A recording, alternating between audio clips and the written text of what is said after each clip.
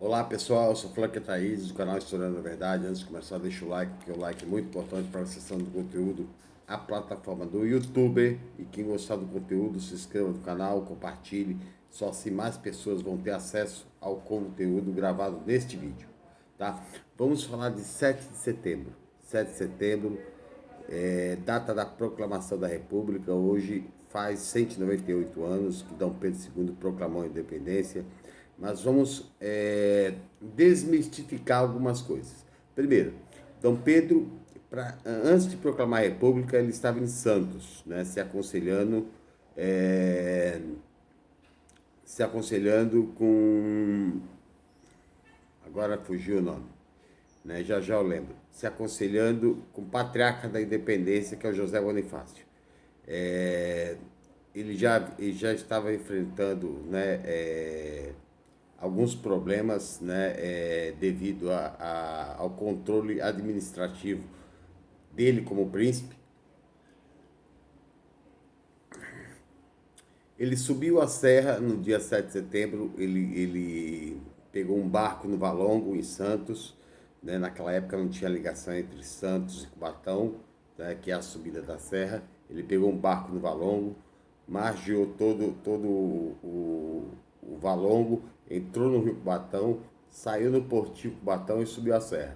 Ele não subiu a serra em lombo de cavalo, ele subiu em lombo de mula. Portanto, a proclamação, aquele quadro de Debré, dele em cima do cavalo, levantando a espada, nunca existiu, tá?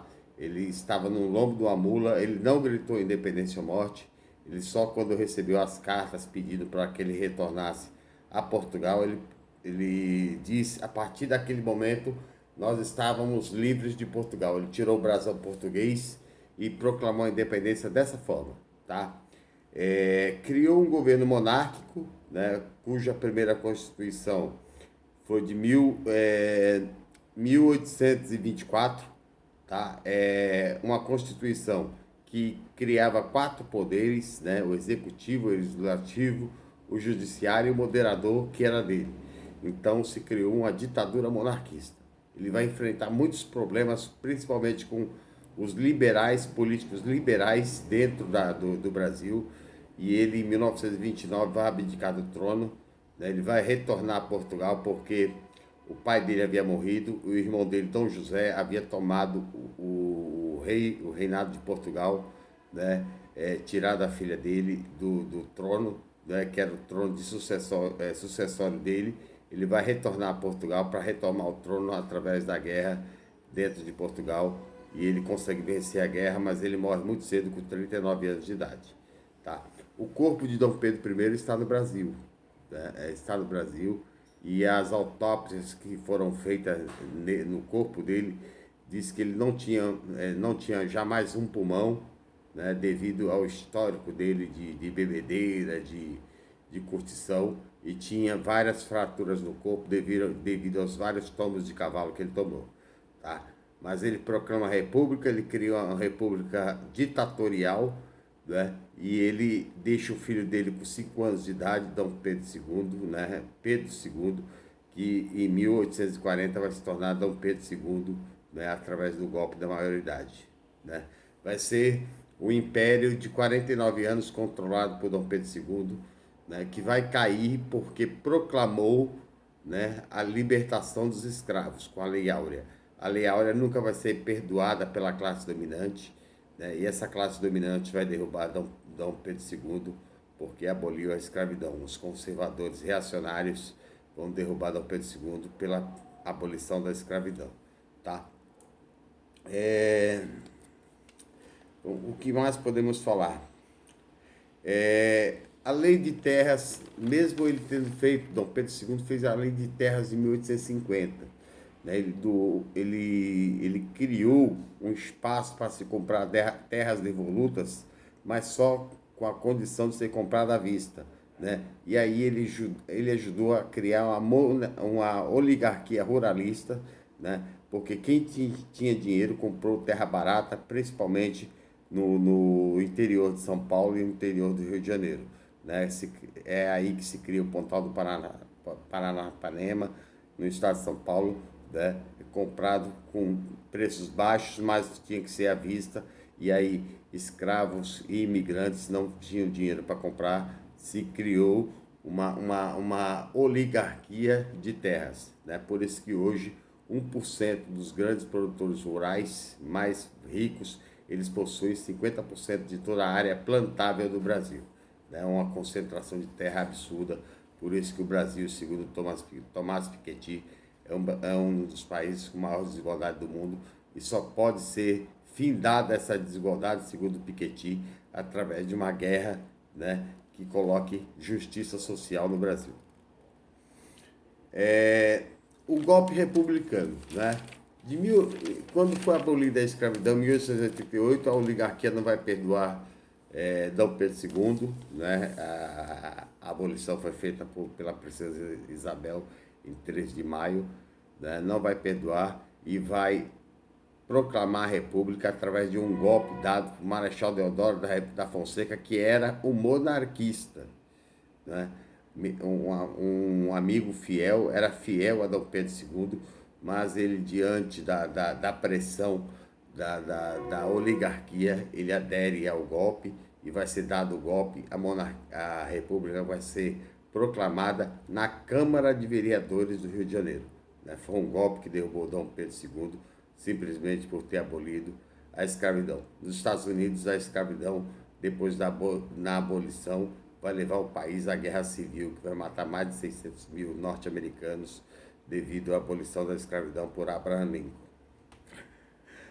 A Revolução de 30, né? A República ela vai começar com a República Café com Leite, né? Vários crimes vão ser cometidos, como a revolta da vacina, né? A Guerra de Canudos, que vai matar mais de 30 mil pessoas, né? Pela questão de divisão social da produção em Canudos, isso era muito perigoso.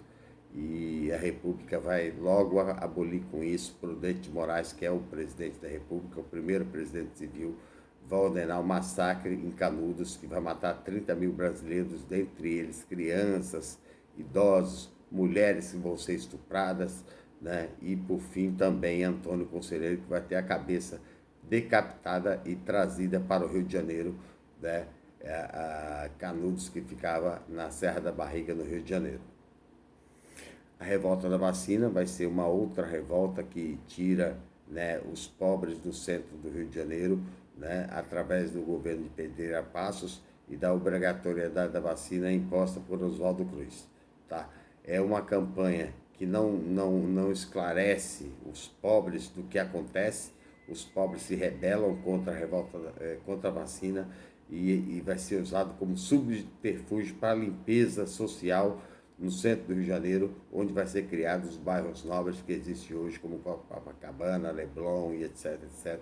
E os pobres, mais uma vez, depois da escravidão, vão ser jogados aos morros cariocas e vai nascendo e consolidando as favelas do Rio de Janeiro.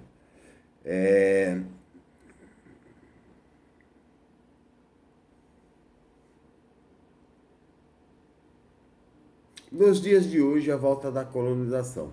Nós estamos voltando a uma era de colonização desse governo, né, alinhado com os Estados Unidos, que sempre colonizou, né, quando pôde,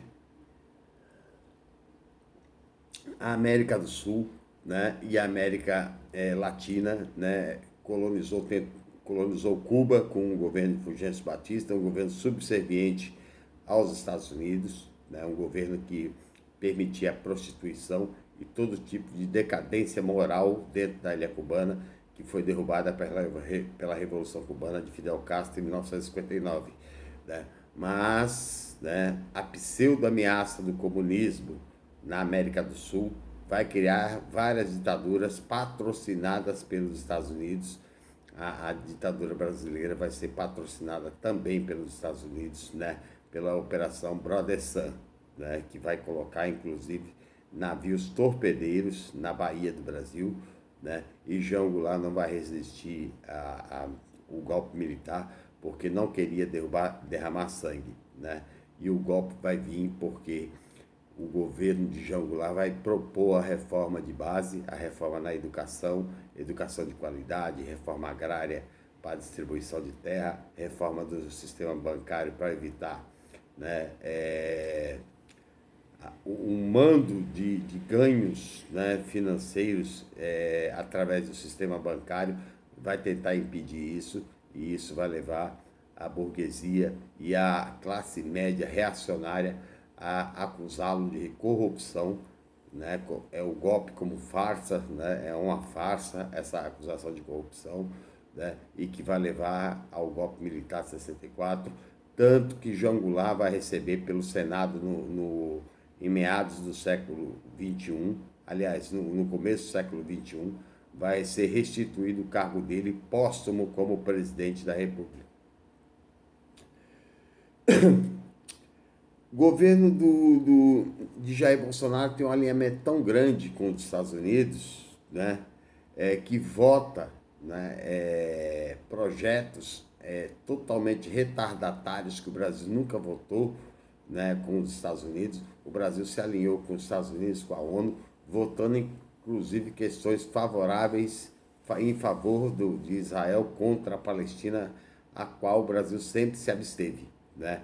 Vai votar tudo que é questão que se fala na palavra gênero, né? O Brasil vai votar contra, mostrando uma perplexidade da ONU em relação ao diplomata brasileiro, né?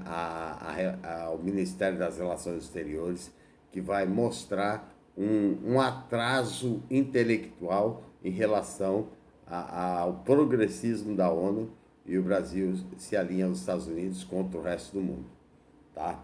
A tecnologia 5G, né? A China tem a melhor tecnologia 5G, mas o Brasil está se alinhando com os Estados Unidos, que tem uma tecnologia 5G de baixa qualidade, muito inferior à tecnologia 5G chinesa, né? Inclusive os aparelhos que têm capacidade de aceitar essa tecnologia 5G, os chineses da Huawei, é muito mais barato do que o iPhone da Apple, né, que é caríssimo e é o único aparelho norte-americano que aceita tecnologia 5G. O Brasil vai se atrasar e vai impedir de milhões de brasileiros ter acesso à tecnologia 5G, porque tem uma visão ideológica e não a visão de Estado em relação ao avanço tecnológico do Brasil.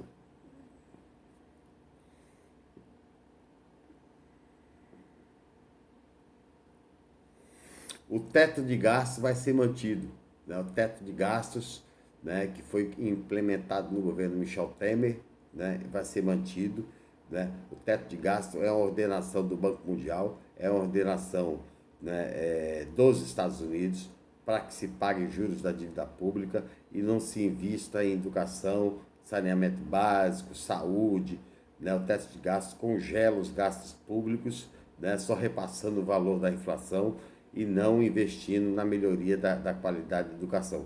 A destruição das universidades públicas, tudo isso é imposição dos Estados Unidos, porque o povo inteligente percebe que está sendo enganado e não aceita essa enganação, né? Por quê? Porque tem capacidade reflexiva de reagir aos ditames do neoliberalismo, que leva a população mais pobre e principalmente também a classe média à miséria, né?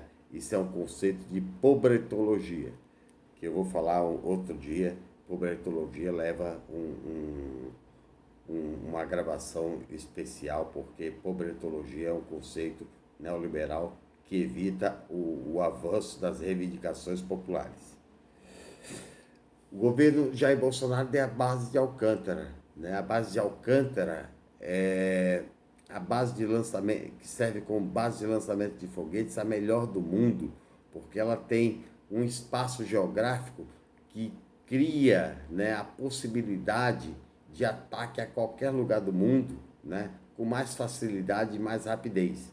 A base de Alcântara é uma base privilegiada para ataques nucleares ou ataques de armas pesadas, né, contra qualquer país do mundo, com mais rapidez e com mais eficiência e com menos queima de combustível, né? O Brasil doou, quase que doou a base de Alcântara, de uma forma em que os brasileiros não vão poder entrar na base de Alcântara, no Maranhão, porque a base de Alcântara passa a ser um território norte-americano, né? Isso é uma violação da nossa soberania.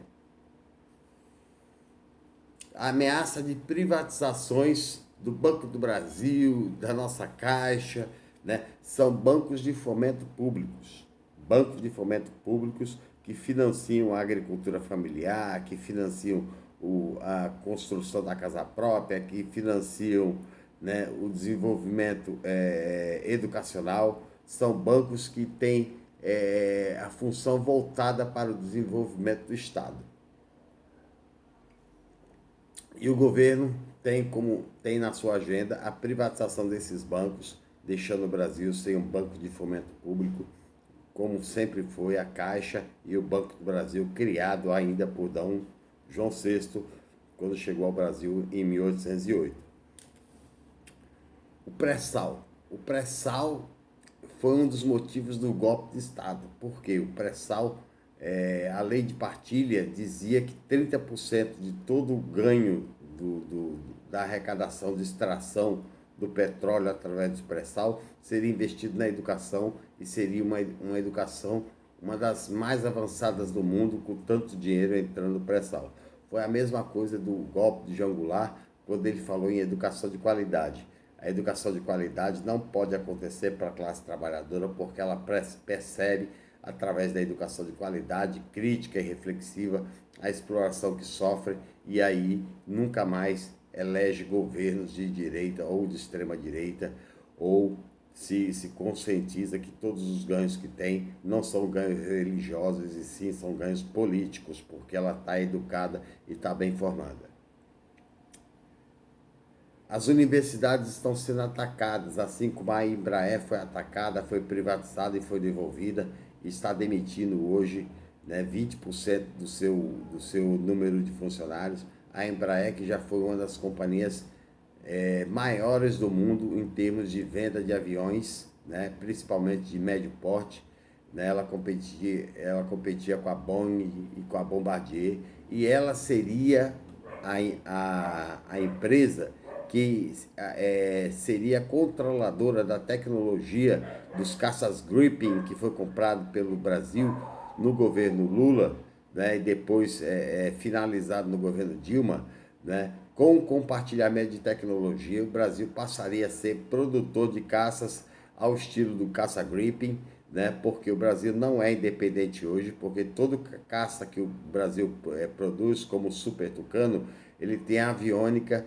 norte-americana e tem o controle dos Estados Unidos, porque a aviônica é dos Estados Unidos. Ele não pode vender, inclusive, para a Venezuela, que tentou comprar caça Super Tucanos. O Brasil ia ser produtor autônomo, né, de caças ao estilo do caça Gripen, que é um dos caças mais avançados do mundo, e não foi, né, porque o Brasil vendeu a Embraer e depois ela foi devolvida com a crise aeroviária que entrou depois da pandemia do coronavírus, e a Embraer hoje está um caos, uma das maiores empresas brasileiras de proposição de tecnologia, assim como a Petrobras.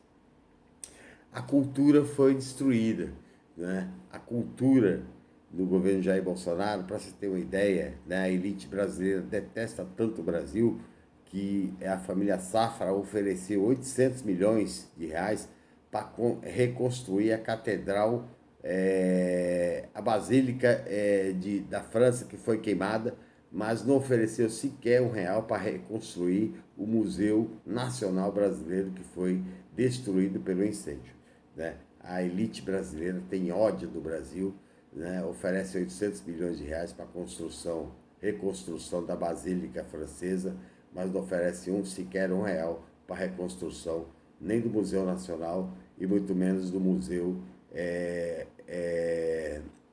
da Língua Portuguesa do Brasil, que foi destruído por incêndio.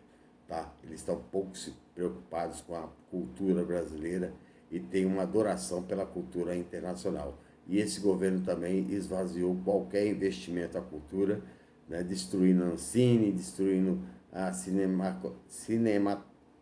Cinemacoteca Nacional, né, os projetos culturais brasileiros e enviesando qualquer projeto cultural, né, qualquer projeto cinematográfico, né, a questão de ideologia e não a questão de produção, de liberdade de produção cultural. Né? É um governo que lesa a pátria e a gente não tem nada que comemorar em 7 de setembro, porque o Brasil virou uma colônia dos Estados Unidos pela submissão do governo Jair Bolsonaro em relação ao governo dos Estados Unidos de Donald Trump. Ok? Essa foi minha participação. Até a próxima.